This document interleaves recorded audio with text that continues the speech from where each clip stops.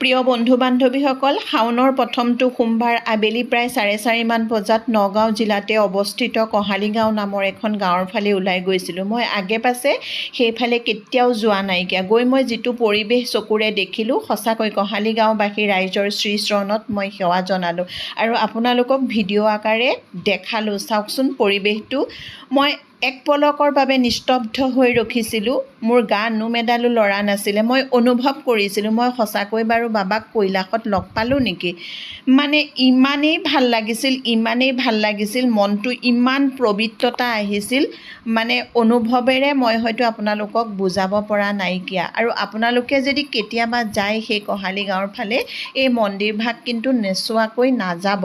আৰু আপোনালোকক মই যিখিনি পাৰোঁ ভিডিঅ' আকাৰে দেখালোঁ। আৰু ইয়াতে যদি মোৰ কোৱাৰ কিবা ভুল ভ্ৰান্তি হৈছে ক্ষমা কৰিব। আজিলৈ ভিডিঅ'টো ইমানতে ৰাখিছোঁ।